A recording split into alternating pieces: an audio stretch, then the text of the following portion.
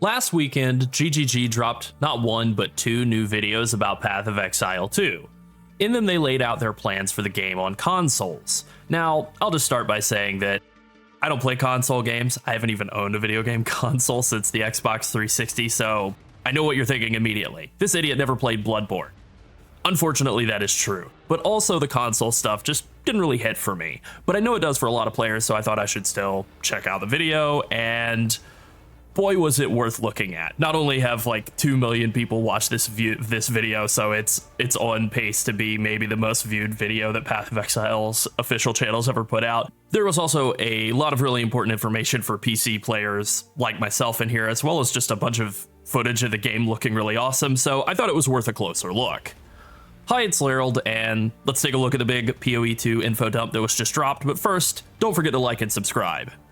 Alright, I think we should start off by just taking a look at this brief console trailer that they put out here, and before I even click play on it, I'll just say that it's very narrative driven, which I think is a big change of pace from the way that PoE 1 was originally marketed, and much more in line with what Chris and Jonathan have really said they want from PoE 2 for it to be a lot more narratively driven. Ogum was once a peaceful land, but each day descends further into madness. Famine and plague besiege us. The very earth is being poisoned. All right, so just in these first couple of shots here, we're getting our first look at, this is either the warrior or the marauder here. And we're just kind of getting some look at him, like, you know, very dark, grim room here that he's blacksmithing in. It's, you know, it's whatever, it's spooky. And we're getting kind of some shots of the outside world looking pretty gross, you know, a bunch of dead animals and filth and muck, and then like monsters in a spooky blood forest. So very much setting the tone for this being a creepy game, very like horror influence, like the first couple of acts of Path of Exile 1 are. Definitely more of a return to the Path of Exile 1 campaign storyline than the like celestial cosmic horror that we get out of the end game. The Count's men, once our protectors, have turned on us. And now they come for me. Great sound design as well. Like, as always, really great sound design. The sound team does such a good job of kind of setting the stage and really making it feel very like immersive. And you know, that visual really is like backed up by just excellent sound coming from outside of the dudes who are there to, you know, kill the marauder or warrior, whichever version of guy he is. I mean, you can tell again the sound. Let's back that up and listen again. Obviously the visuals are good, but the sound is just so crunchy on those slams. Really good clear skills in here as well. Like we're looking at this as this is very clearly like supposed to be campaign stuff, not end game stuff. And even so, like we can really see the speed with which, just turn the sound down a little bit. You see the speed with which this ranger presumably is like blasting through packs of enemies, getting the same deal out of this. That's probably the Pathfinder with the spear. Same from the either marauder or warrior. To face this night, I must be the one to face this nightmare. No noose this time. I'll remove your head myself. But I need not do it alone.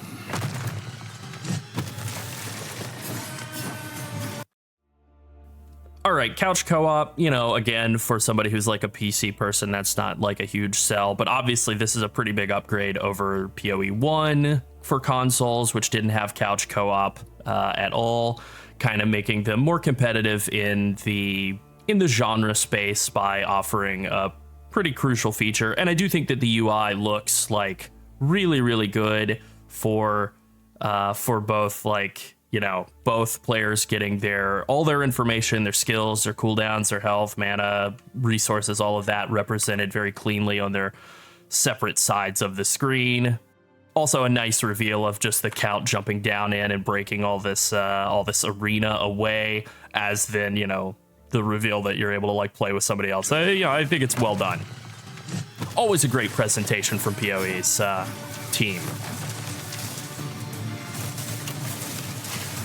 And then this is something I really wanted to emphasize here. You can see in the next shot here, you'll see the monk, I think, freeze everything, and then the mercenary blast it away. Kind of an interaction between player skills that is something that's not really present in PoE 1. You know, you have aura bots, but you don't necessarily have like, I freeze everything and then you hit it all with your special shatter spell that freezes, that like breaks frozen monsters. I think that's super, super cool. Something that I really wanted in other video games like Diablo 4 and didn't get, and I'm really happy to see that in PoE 2. Yeah, I mean, that's so sick. That's so good. Also, just, you know, the boss fights look as good as ever. Crossplay, again, as somebody who's not going to be playing on console, that's not really a sell for me, but this is definitely a big selling point for a lot of people right here. This right here, cross progression. So this offers you the ability to like sit down on the PC, roll up 100 maps or whatever, dump them all in your stash tab, and then you want to veg out on the couch with your controller and play the game on your Xbox or your PlayStation, whatever it's up to. You know, you have that ability to do that. That, I think, is really like a great option for a lot of people who aren't me, ultimately. Like, I'm gonna always be a PC man, but I do think that's still great for people to have as an option. Man, these boss fights look so sick. And then there we go, PoE 2. The logo is pretty good looking. Music's great as always. And then this right here, this big reveal that the early access is coming in late 2024. You can wishlist it now. You can go to the website and sign up for, you know, hopefully getting into closed beta access, getting more emails about it. And they do have that website available now. I'll put that in the description. And just to kind of show that off, you know, there's a very simple register email button to register your email address, get emails, updates about the closed beta, maybe get into the closed beta, we'll see, wish list it, all of that. There's not a ton of information yet on the website. You know, there is the early access being in 2024. There will be a campaign. It'll be a big adventure.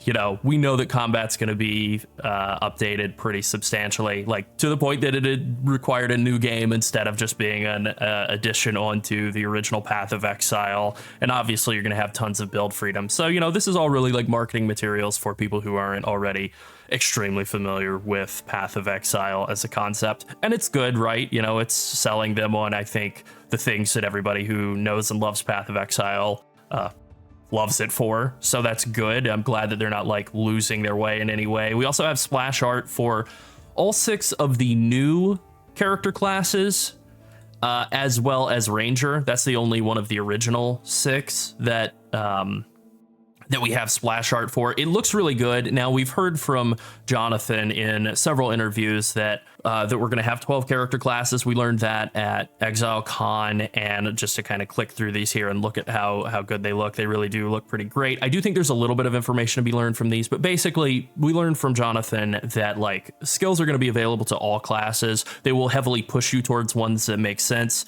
You know, if you're playing a ranger or a huntress, you're going to be pushed towards dexterity-oriented skills, bow stuff, or maybe like spear skills if you're playing the huntress. But generally, the thing that's going to really divide characters is just going to be the ascendancy. You know, all the skills are going to be available. It's going to be Path of Exile, just like you expect. But you can even kind of read just from the splash art on the base character kind of what the difference in ascendancies is going to be. Look at this arrow on the ranger. Clearly that is green around that arrow. Green means poison. This is a poison arrow character. Not that all of them are going to be shooting a poison arrow to your heart, but certainly if you're going to be wanting to do that, ranger is probably going to be the class that has the best ascendancies for it. A foreground poison arrow shot right into this root. You know, warrior slamming with a big two-hander. Maybe Marauder's going to be turned to be a bit more Juggernaut themed, and Warrior's going to be more Berserker oriented. I think that would be a good way to differentiate between some of the classes that seem very similar. You know, the base class between Ranger and Huntress seems very similar if you just like, don't think about it much, but then you look at the splash art even, and it kind of tells the story. Bow, poison, arrows all over the place. Huntress, spear, stab, blood. So I think that alone gives you kind of a feel of what they're probably going to be doing. Like, I wouldn't be surprised to see Raider be more of the template that they're trying to build Huntress around, or even just a totally new class archetype, you know, melee, dexterity, spear, high mobility, bits of range here and there, a bit like the current state of Survival Hunter in WoW. And yeah, that would be kind of cool. Not a lot of spear-based character archetypes in RPGs that I've played, so definitely something that is appealing. And then we have the Sorceress, you know, mixing spell schools together. I think that's pretty cool. Very clearly represented in the spell or the splash art here with fire and lightning, one in each hand. I think that's good. Probably a bit of a differentiation from the current state of the Witch, or really all classes in PoE, where you are slamming out exactly one type of spell, you know, literally just one spell all the time. That dual talent specialization, dual specialization that you have, where you're swapping back and forth between weapons and having different spec trees based on what skills you're using in that moment, seems like it's going to support this type of alternating between spells, which I think really makes some of the decisions that GGG, I almost called them Blizzard, that GGG has made that have been unpopular in the last couple of leagues. Things like adaptive resistances on monsters, cycling damage reduction, which obviously doesn't exist anymore, that kind of thing, where you're playing a fire build. You run up to a monster that has massive fire resistance, or they have cycling damage reduction. You know, in a world where you're able to hit them with fire and then alternate to lightning and back and forth, that makes sense. And in the current state of PoE 1, it just makes people annoyed, because now you're fighting a monster that just has like 90% less damage taken against you all the time. Very, you know, lame. But I think in this context, it becomes cool. Alternate your spell casts and kind of like feel like there is a fun rotation instead of just you're hitting a brick wall. Mercenary, we've seen. This is the alternative to the Duelist, which I think, you know, very different feel, very like ranged oriented, and I guess it makes sense, but like, yeah, it feels very different from what you think of for the Duelist to be this like ranged archetype that's using basically a machine gun crossbow. Bit anachronistic, but I like it. And then the Monk, again, very, very, very different type of a take on like a dexterity and int character from the Shadow, which is, you know, very evil. If I had to pick a class in Path of Exile that seems evil, it's the Shadow, and then the Monk is like definitely the opposite. I really like the way that in some of the videos that they're like dashing, flowing in and out of melee range very smoothly. I like that a lot. So, you know, sight unseen on all of these. Obviously, I'm going to play all of them once we get into that early access, get into playing Path of Exile 2 whenever it comes along. But like, of all of the ones that exist right now, the Monk is definitely the one that's speaking to me. I know what I like. And then we finish up with the Druid, which again is strength int class. That really makes sense. Perfect like strength int type of class, shape shifting into that bear form, that crunchy sounding, amazing looking bear form stomping all over the place. Very different take on the idea of strength and int as opposed to like Templar, but still very much fits into that archetype very smoothly. And pretty sick artwork, I have to say. I really loved Druid back in Diablo 2, and so being able to get the combination of like shape-shifting and also summoning fire and earthquakes and stuff, maybe a bit of wind, I think this is going to be like a real send-up for all the people who loved Druid and Diablo 2. Just based on the splash art alone, it really looks like exactly what I had in my mind when I would close my eyes and think of that back in the day. I think it really fits. Now, we don't have the others. We don't have splash art for the others yet, but, you know, we can intuit that they're probably going to be pretty similar to the existing classes, Marauder, Duelist, Witch, Shadow, and Templar. You know, they're going to be in that same vein, but obviously a little bit different from how they are now. Of course, then, you know, they have the info about the customizable skill gem system. We all know about all of that. We do have some equipment here that we can look at. We actually have the ability to look at some equipment here. We have some like rarity being on helms, which is interesting. You know, they've said that they're kind of tweaking stats around a bit and making it, you know, in the same way that they have like move speed only be a stat on boots normally, kind of putting some stats here and there, like quantity they've thought about putting onto, I think it was amulets, maybe it was rings, but you could see like there's some, you know, some stats on stuff. Also, you can see Cloak of Flame here. You can see this is slightly reworked from how it is in PoE 1. Like this is a PoE 1/1, fire res, ignite duration on enemies, reflect fire damage, and fizz taken as fire. As you can see here, fire res, reduced ignite duration on you, reflect fire, and fizz taken as fire. So slightly reworked. They're probably going to be slightly reworking most uniques. That would be kind of the guess here. Also, just a new base type for belt, just a straight armor belt. Pretty standard stats on that armor belt, though.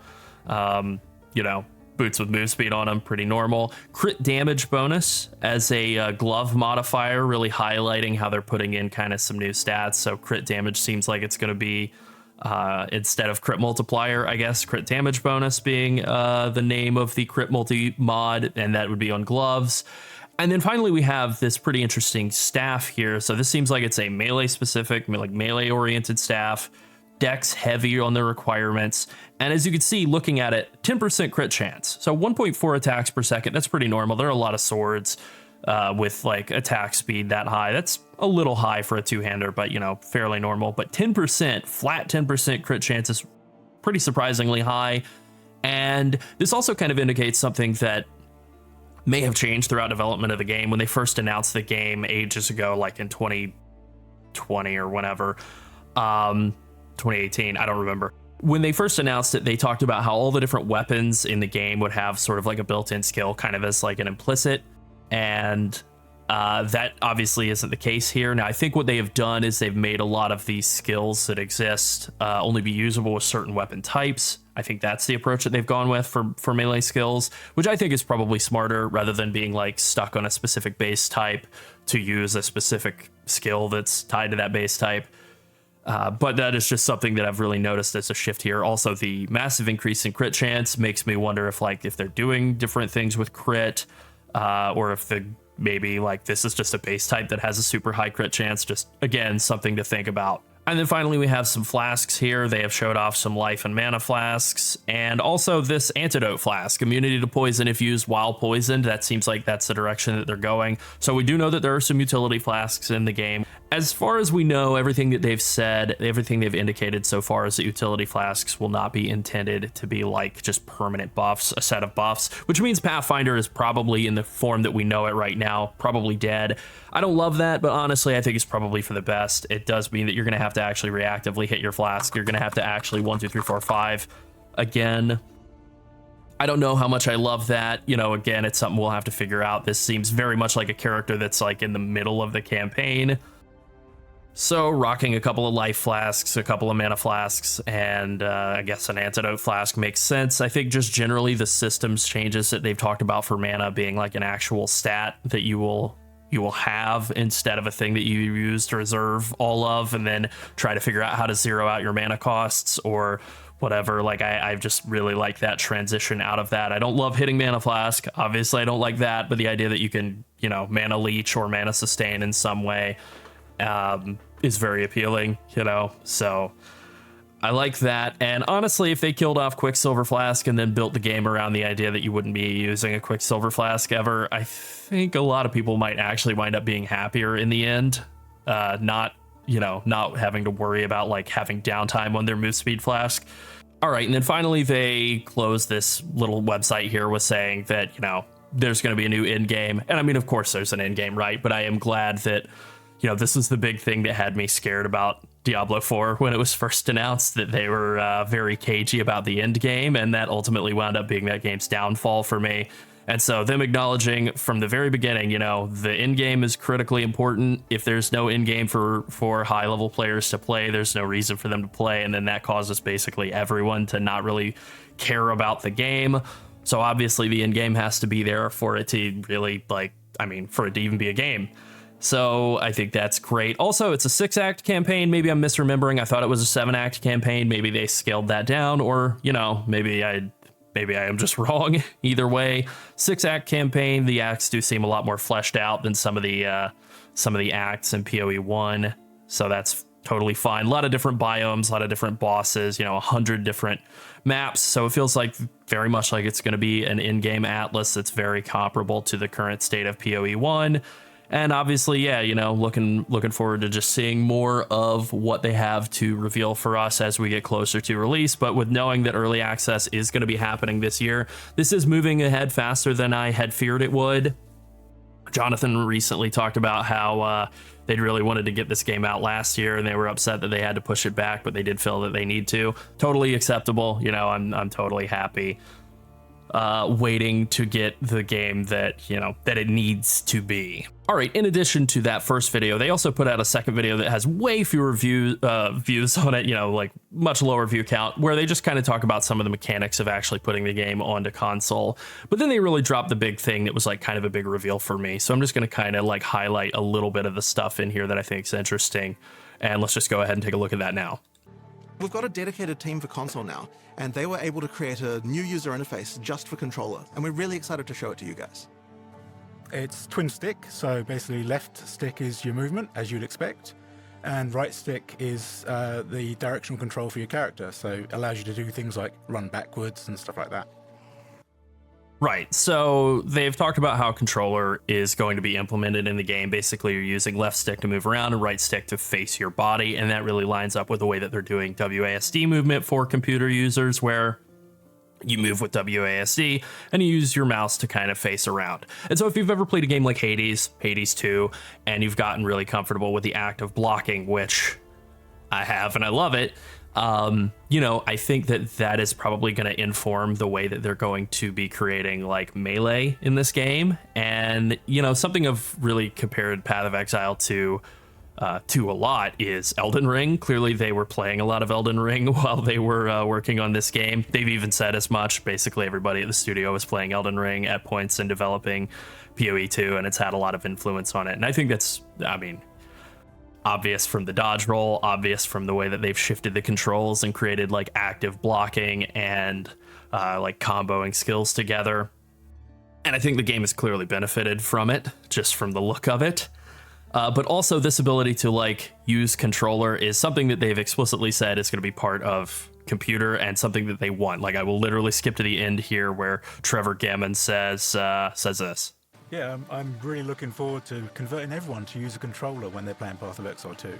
So that wasn't really something I was expecting when I was coming into just kind of like looking at these console trailers. I figured it was just going to be like, you could play the game, you could play on the couch, maybe you could roll stuff up on your PC and then hop onto the couch to like, actually run those maps. I wasn't expecting them to say, yeah, we're going to have full-fledged controller support, and we want that to be the way that you play the game on PC. I have, despite not being a console person, I do have a pretty nice controller for playing like FIFA and Elden Ring. So I think this is definitely something I'm going to be experimenting with.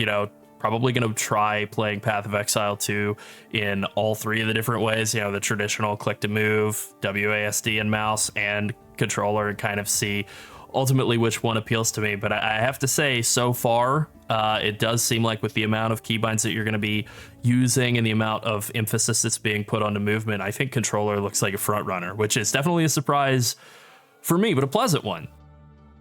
The game looks great, and we're super excited about getting to play with it later on this year. All right, that's it. Thanks for watching. Bye.